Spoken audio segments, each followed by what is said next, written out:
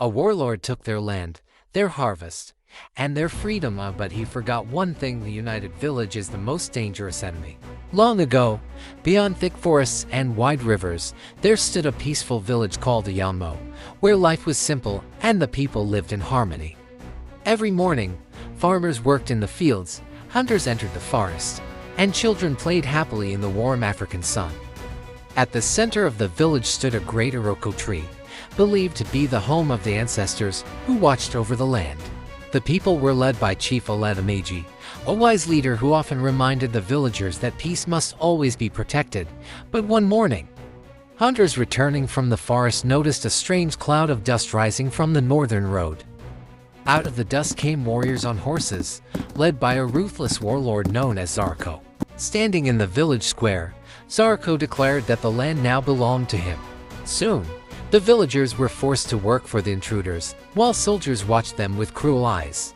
The joyful drums stopped beating, laughter disappeared, and fear settled over the village. But one night, beneath the ancient Iroko tree, the chief secretly gathered the villagers. The elders, hunters, and blacksmiths decided they would no longer live as slaves. The blacksmith forged hidden weapons, while hunters trained the young villagers in secret. Meanwhile, the invaders grew careless, believing the villagers had lost their courage. Then one dark night, when the moon disappeared from the sky, the villagers prepared to fight back. Suddenly, arrows flew from the forest, and flames rose through the enemy camp. The warriors woke in confusion as smoke filled the air and the village attacked from every side. For the first time since the invasion, the people of Ayamo fought with courage and unity. Soon, Zarko found himself surrounded by the very people he believed he had defeated. When their leader was captured, the remaining warriors dropped their weapons and fled into the forest.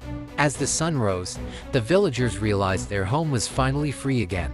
Drums filled the air once more as the people danced and celebrated their victory. And from that day forward, the elders always reminded the children that a united people can never be conquered.